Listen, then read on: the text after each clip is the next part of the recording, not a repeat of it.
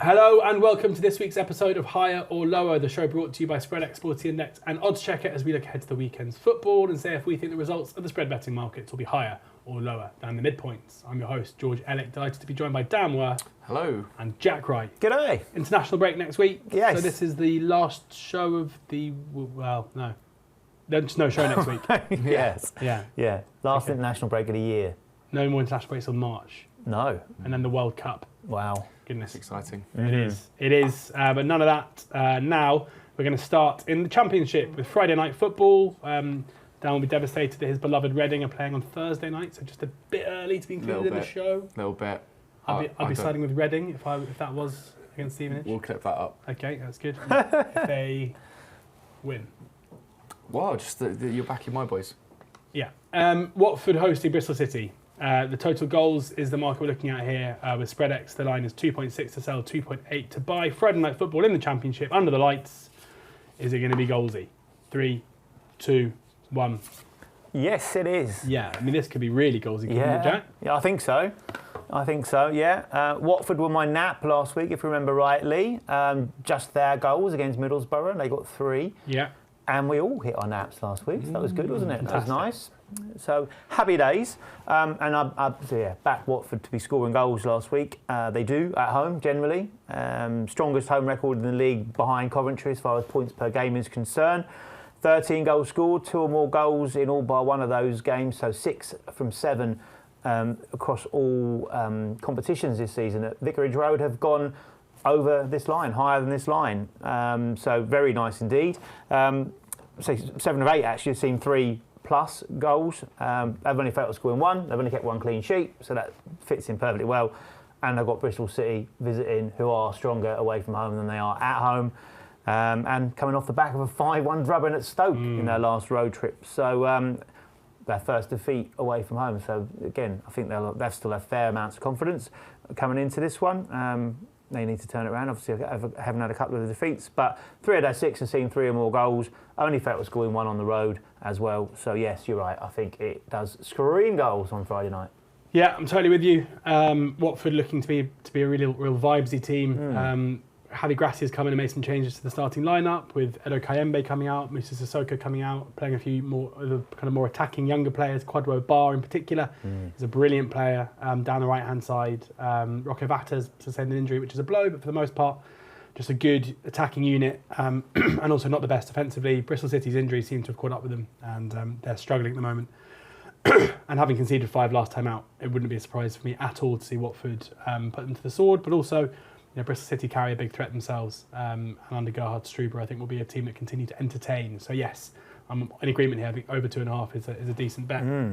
Daniel? Yeah, much the same. I think the only thing that you guys haven't covered off is Bristol City score goals away from home at least once. There's only one time that they haven't, and in their away games so far this season, as you actually did mention, the Stoke one is the key example. There are a couple where it's blown up and there's been loads of goals. So fingers crossed we can get that here. Yeah. Absolutely. Next up, Tottenham hosting Manchester United in the early kickoff on Saturday. We look at the supremacy market here with Spreadex. United just about favourites to win this one, which might come as a surprise to a few. Of course, this was last season's huge European final, in which Tottenham emerged victorious. But United favourites here at Tottenham.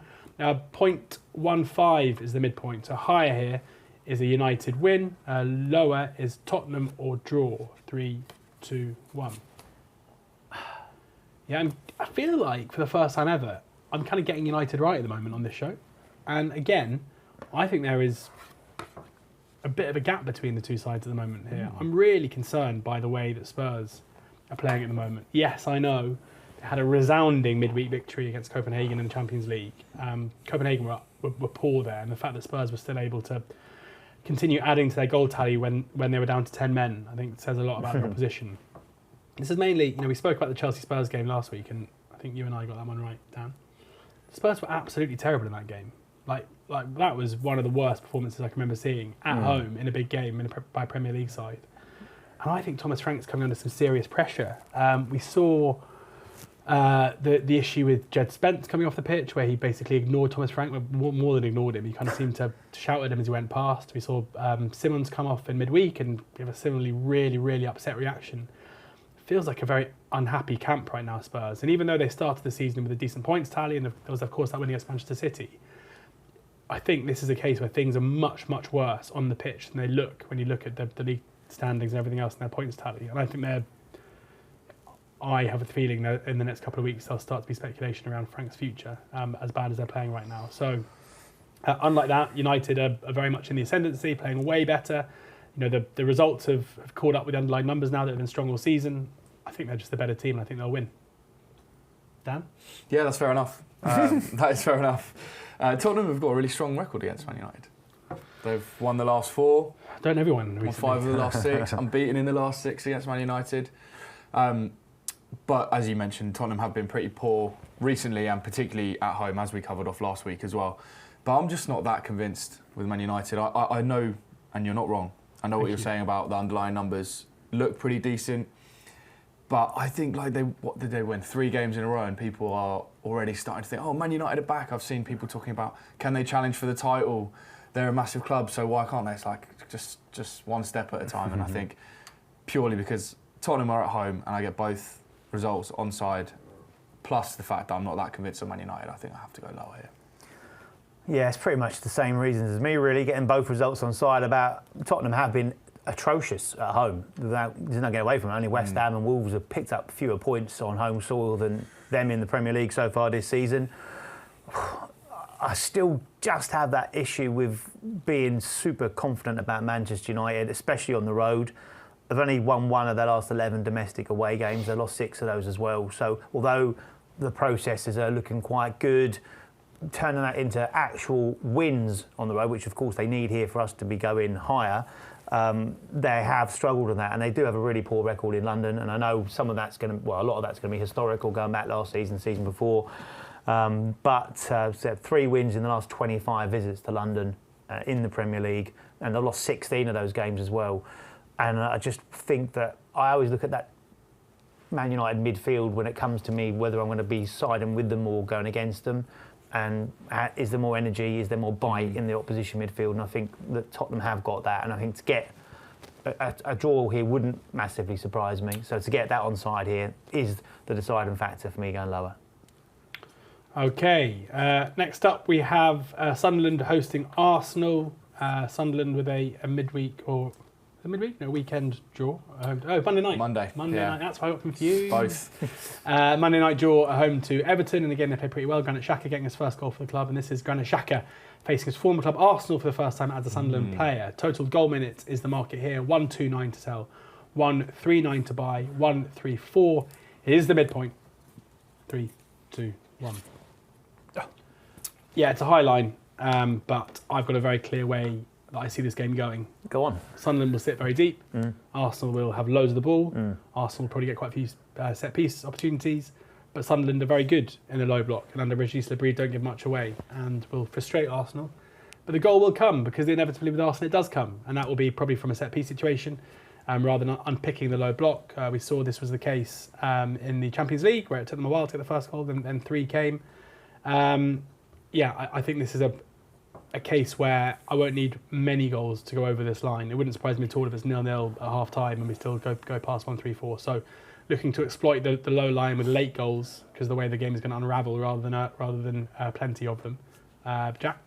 Well, it's going to be 1-0 to Arsenal, so it's impossible to go higher. Simple as Yeah. that. There we go. That's pretty much the rationale. But look, I think Sunderland have been superb this season. I thought they were really poor in that first half hour against Everton, and they were probably fortunate not to have gone 2-0. Well, they were very fortunate not to go 2-0 down, and that could have put that one out of sight. And I think that they will, look to defend. They've not played any side in the top 10, in the top half of the table at home so far this season. And I think this will be a step up. We saw them I know it was away, but Manchester United put them to the sword a little bit recently. And I think that they will struggle against Arsenal, who are, at this moment in time, I don't think any question about their best in class in the Premier League right now. And I just think that Arsenal defence, with Sunderland struggling a little bit in those forward areas, I think, again, Arsenal just aren't conceding any shots on target, let alone any goals. The records that they're piling up as far as that defensive process is incredible. And I just think that will continue here. They will get the win. They won't be many goals in it, and I think that will be just enough to go lower. Dan? Yeah, I think leaning largely on the success of Arsenal's defence, because they're just pretty good, aren't they? And I think they'll set a record if they keep another clean sheet against Sunderland. 8 wins to 0 on the spin at the moment. Last time that was set was Liverpool in 1920, and it was Preston who did that as well in like 1880, I think, something like that. So it shows you how remarkable it is. Yeah. So it'll be the first time. Yeah. It's crazy. Sunderland obviously have a good defensive record at home, particularly this season as well. But Arsenal have only scored more than twice this season. Okay. Does that make sense? Yeah. Yes. I can't really see Arsenal blowing Sunderland away here, so I probably would have a little play on 1-0 correct result, but I think a low score. Right. Got a ring to it, hasn't it? Yeah, I think it'll be 2-1. Chelsea Wolves next up. Total goals is the market we're looking at here again. Sporting Index have the line 3 to sell, 3.2 to buy. 3.1 is the midpoint here. Wolves obviously looking for a new manager. As of yet, doesn't look like there will be a new one in the dugout, but we'll have to see what happens over the coming days. Total goals 3.1, higher or lower? 3, 2, 1. Goals. Need 4 or more. I like goals. Yeah. Yeah, but I fell for this market last time out, and City. What, in love? Yeah, no, I fell for this market a long time ago. But the record between these two teams, you don't have to ask me twice when you got 4-3, 3-1, 6-2, 4-2 in the last 4 meetings. Yeah. Loads of goals. As you said, Wolves without a manager. Does that mean that they shut up shop, or does that mean that there's question marks all over the shop? I'm hoping for the latter. No team have conceded more goals than Wolves. Chelsea averaging 1 goal conceded per game, so if both teams score here, we're already on the right track. But yeah, the recent record for me has steered me towards higher. 4 is obviously quite high, but hopefully we can get there. Good stuff, Jack. Why do you think it's going to be lower? Interesting comparison here.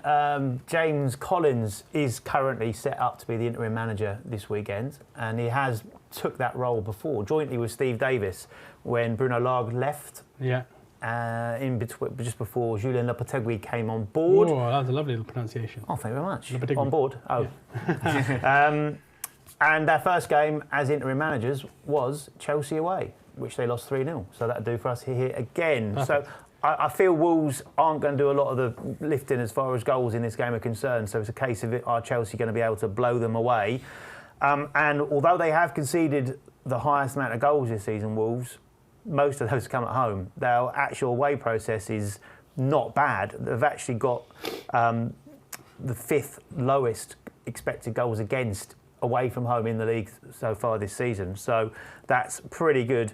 And they also have the 3rd worst expected goals for. So that works both ways as far as the lower bet is concerned. And as far as Chelsea home games are concerned this season, we haven't seen 4 or more in 4 of their 5. So lower, albeit there is a chance it might unravel, but I'm happy to go lower when the line's 4. Yeah, there have been 5 Premier League games at Stamford Bridge this season. The scoreline's been 0-0, 2-0, 3-1, 2-1, 2-1. And the 3-1 was the defeat against Brighton, where Chelsea were 1-0 up and they had a man sent off early in the second half. It was still 1-0 with 13 minutes to go, and then there were like 10 minutes of injury time, and Brighton scored twice. Welbeck scoring the kind of 3rd goal for Brighton in the 100th minute. I know. So, yeah, I was on lower there. Oh no, I remember it well. But yeah, I just I think Chelsea are one of these teams that are always priced up for goals, whereas I think the reality is they're not particularly goalsy, especially at home, because their defensive record's generally. And a tough trip away in Europe this week. Although it wasn't really their first team, was it? I mean, I think they'd have travelled, but yes, had to bring Caicedo on pretty early. Because of Lavia's injury. Yeah. Right, 2 more games. Bookings now. Booking points, I should say. 10 points for a yellow, 25 points for a red. It is Crystal Palace against Brighton. Tim Robinson on the whistle here. So lower is 4 bookings or 40 booking points or fewer. Higher is 60 or more, or 55 and 45, I guess, work as well. 50, so 5 yellows exactly, or just 2 red cards and nothing else, would be a push. 3, 2, 1. Come on, Robbo. What? Yeah. Those cards out. I looked. You'll be surprised by this. I looked to see what Tim Robinson's record as like a derbies, just to see like because I think that certain referees approach derby games differently. Like Anthony Taylor, for example, seems to basically get a kick out of not giving cards in derbies. Yeah, he's basically never done one before. Oh, which is weird. It is weird. Looking back, he gave a red card in a Forest derby game like 4 years ago. So that's why he loses the plot in derbies. Well, no, but isn't that weird? It is anyway, weird. It is weird. He used to be a card-heavy referee, and he's changed. And he now seems, and in his progression to becoming a Premier League referee, he doesn't seem as willing to go mad anymore. He strikes me as the kind of guy that's going to try and play a heated game between two teams that don't like each other in that way, rather than like getting the flurry out. He's just going to be like, lads, I'm going to manage this by booking you anyway. So it's a gut feeling here that I just don't think I think Tim's the kind of man who's going to take pride in taking charge of this game by not bringing down the hammer. You? I'm a little bit biased towards Tim Robinson, I think, because he did seem to give a lot of cards whenever I was watching him referee my side. So I think when you have a referee that does that in games, you too tend to have a little bit of a different opinion of him. Across his career, he's averaging around about 4.25 cards per game. So he's not a million miles off the line that we need here. So that would be like 42 points, wouldn't it? But the thing I like about this is that Brighton are surprisingly high up in the card table. Only Bournemouth have picked up more yellow cards than them this season. Palace in the middle, but there's a history of cards in the game. Simple as that. As you say, they don't like each other, and that has been transferred onto the pitch. Sometimes that isn't the case, but looking across this season, first of all, Palace home games are averaging 41 points. Brighton away games are averaging 68 points. Wow. It's a very high line, and they seem to be drawing lots of cards and also picking them up as well. So looking at the head-to-head record, the last match up here was a phenomenal one. We want the same thing here, 115 points in that one. There was 3 red cards in that, unravelled completely. Prior to that, 50, 40, 70, 30, 50, 20, 60, 75. But the last 5 at Selhurst Park between these two sides have at least got a push. 1 push, 4 wins, 4 hires. So that's why I'm going higher. Yeah, nice. Yeah, the only thing I've got to add is he's refereed Brighton twice in the last year and Palace 0 times. First one against Brentford, 6 yellows and 1 red. And then one with Everton, 8 yellows. Ooh. So 2 wins. So maybe he's got a thing against Brighton. Hates Brighton. And we'll see loads of yellows this week. Okay, Manchester City hosting Liverpool is the final game on the card. City are favourites for this one with Sporting Index. 0.65 is the midpoint here. So higher is a City win. Lower is Liverpool or draw. 3, 2, 1. Yeah, just one of these games where, as is often the case now between kind of the better teams in the league, I think it's going to be relatively low scoring, and therefore the draw becomes a massive part of this. I don't know what happened to Liverpool over that period, but for them to quash the threat of Villa and Real Madrid as comfortably as they did was unbelievably impressive. And I'm basically happy just to write off what we saw before that, where they seemed to forget how to defend for a month. City obviously rested players, rested Rodri in midweek, whether that's him just being kept fresh for the weekend or whether that is an issue, we'll have to wait and see. Because obviously if he doesn't play, that would move that line in itself. Obviously impressed with how they're playing at the moment, and there's no reason not to be. But there's going to be a lot of Liverpool's really poor spell in this price, whereas I think we may have seen the back of it. So I'm happy to side with the away team here. Dan? Yeah, I disagree that we've seen the back of it. I don't think Liverpool have come under much threat. Yeah, just Mbappe and Vinicius. I mean, did you watch the game? Well, yeah, exactly. They defended well. Yeah, I'm not so sure, and I think Man City pose a much stronger threat going forward. Don't really need to talk about how good their attack is. Just blitz the team in the Champions League. Haaland back scoring goals, as he always does. Liverpool do have quite a good record against Man City, but yeah, I'm focusing on how bad Liverpool have been generally defensively this season. They've conceded 7 goals in their last 3 away games. And I don't think they have yet this season, or probably will throughout the rest of the season, face a tougher attacking team than Manchester City. So I'm backing City to win. Jack? I think this is going to be the test of exactly what you then talked about. Was it a blip, or is it a slightly more deeper problem, an ongoing problem? So this will tell us a lot about that. If they can go to Manchester City and keep Haaland quiet and keep City quiet, who are very impressive at the moment, especially at home. And Liverpool have lost their last 3 league games on the road as well. Conceded 2 or more in 4 of their 5 league away games, which I think the alarming thing is, and again, is it a case that they have rectified this problem? We're going to find out, but they have just been conceding so many big chances. Yeah. That's where the problem lies. The 3rd highest amount of big chances conceded in the entire Premier League away from home. That's just a really bizarre statistic. And if they do that in this game, we know there's a man there who's going to take advantage of it. It's just in phenomenal form. I think when you've got Haaland, I just think that he will find ways. Pep has kind of taken a little bit of a step back this season, where he's kind of his way or the highway. I think he's actually gone about it saying, well, if City are going to challenge this season, I'm going to have to adapt and flex a little bit and play to the strengths of that machine up front. And they have done a bit more direct, playing a little bit more in transition, a little bit more in the counter-attack. And that's borne fruit completely. 6 straight home wins in all competitions, scoring 19 goals. I think they will have a bit too much firepower for Liverpool. I think it'll be tight. I think they'll edge it.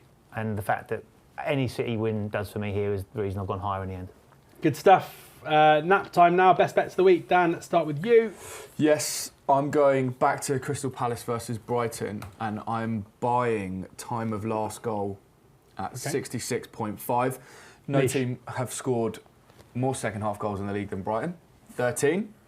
Only Liverpool have scored more in the final 15 minutes in the league this season than Brighton. Plus, this fixture has a recent history of goals, 3, 4 and 5 in the last 3. And I just think it could be quite tight, given it's a sort of derby. They don't like each other. There's going to be loads of bookings as well, as we already established, that it might lead to a late winner. And with 66.5, you're getting like a third of the game where this cop. So I like that. Chat. League One for me. I'm going for Peterborough versus AFC Wimbledon. Total goal minutes. Total goal minutes. 120 is the midpoint. Wow. So I like that a lot. I'm going higher. Obviously, Luke Williams now in charge at Peterborough, who are struggling, of course, hence why he's in there to try and turn it round. Possession-based attacking football, likes to get on the front foot. So I'm interested to see how he goes about his work here. But he's got a few decent bits of raw material to work with. And I just like the fact that generally there's been goals with both these sides this season. And with that new appointment, I don't think that will change too much, to be fair. 4 of Peterborough's 6 home games in the league this season have gone higher than this line. 164 and 160 in their last 2 home games as well. And Wimbledon are just scoring plenty of goals. Scored 2+ in 5 of their 7 road trips this season. Only kept 1 clean sheet as well, though. So expect goals at both ends, which should bring into this line. 4 of Wimbledon's 7 road trips have gone higher than this line, and their highest this season saw 254. I don't want to talk about it. No, okay. I'm going back to Arsenal, Sunderland. As I said, this is a game where I think I can see the way it's going to play out, with Arsenal dominating the ball in territory, and therefore I think corners might be on the agenda for Arsenal, especially if Sunderland can keep them at bay. I looked at corners squared, but I think I'm going to go for the Arsenal multi-corners, which is first half corners times by second half corners, in the hope that we can kind of wrap early on when they're pinning them, they can get some early, and therefore we'll kind of be on a bit of a spin in the second half. The midpoint's 10.4, so kind of you're looking at, if Arsenal can get, say, 3 corners in the first half, then obviously it can go well past kind of beyond 3 for the second half too. So just the way that I expected, I'll pin them. Chelsea had 9 corners against Sunderland in that game a couple of weeks ago. And if Sunderland can keep it tight, as I think they might do, or even nick a lead, then obviously this could go kind of crazy, and it's a relatively low line. It is. So there we have it. That's this week's episode of Higher or Lower, brought to a close. If you haven't got an account with Sporting Index or Spreadex, click in the link in the show description and you can sign up for a new account there. There's a new customer offer. Please do read the T's and C's, and remember that losses can exceed your initial deposit, and please read up on the risks of spread betting before signing up for an account. Oddschecker have you covered for your fixed odds betting needs. WhoScored.com have all the stats needed to inform your football betting. Thank you to Dan. Thanks, mate. Thanks to Jack. See you in a fortnight. See you in a fortnight. In the meantime, enjoy the football, and please ensure that you're gambling responsibly.